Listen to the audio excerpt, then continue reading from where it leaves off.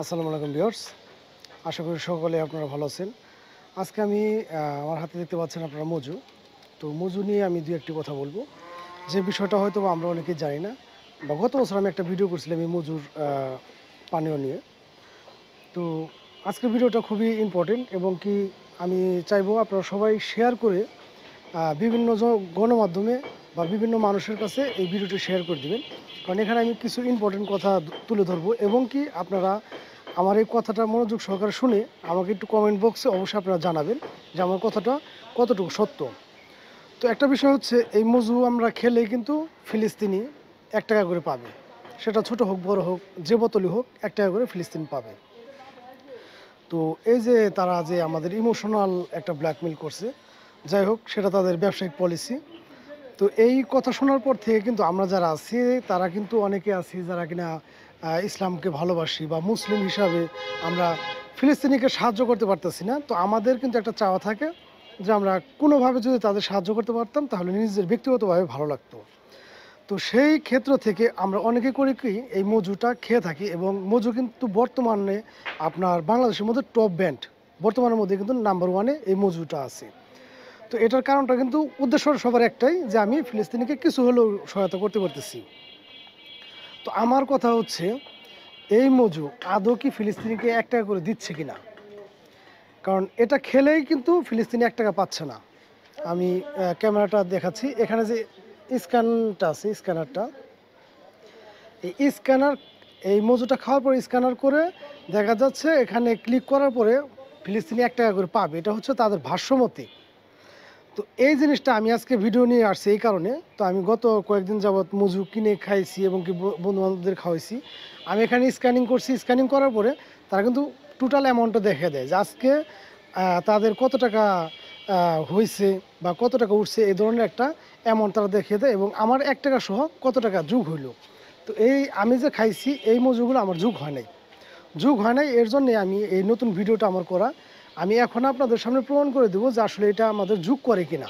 তো সেই জন্য আমি আপনাদের লাইভে দেখাবো যে আসলে এটা আদৌ তারা ফিলিস্তিনিকে দেয় কিনা, নাকি আমাদের ইমোশনাল নিয়ে তারা খেলছে। তো আমি হাতে একটা মোবাইল নিয়েছি, তো এখানে আমি স্ক্যানিং করব। তো এখানে দেখতে পাচ্ছেন যে এখান থেকে কিন্তু স্ক্যান করতে হবে, এখান থেকে স্ক্যান করলে ফিলিস্তিন 1 টাকা করে পাবে। তো আমি আপনাদের লাইভে আমি মোবাইলে স্ক্যানিং করে দেখাবো যে আসলে ঘটনাটা কতটুকু সত্য। আমি কিন্তু স্ক্যানিং করে নিয়েছি অলরেডি। এই যে ভিউ কোড দেখব, এখন ওনাদের ওয়েবসাইটে আমি ঢুকি। 1 টাকা কিন্তু পেয়ে গেছে, তারা দেখাইতেছে আমার এই 1 টাকা তাদের এখানে যোগ হয়েছে।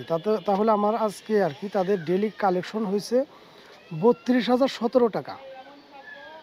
যদি আপনারা স্ক্রিনে দেখেন, আজকে ডেলি কালেকশনে 32,017 টাকা কালেকশন। ওকে ফাইন, তাহলে এই আমার এখানে আরেকটা বোতল আছে, আমি এটা স্ক্যানিং করে দেখব এখন কত হয়। কারণ আমি এটা গত কয়েকদিন যাবত চেক করেছি, এই টাকাটা কিন্তু আর যোগ হয় না, যোগ হয় না, যা থাকার সেটাই থেকে যায়। এই হচ্ছে আমি নেক্সট আরেকটা যোগ করলাম, স্ক্যানিং করে নিছি।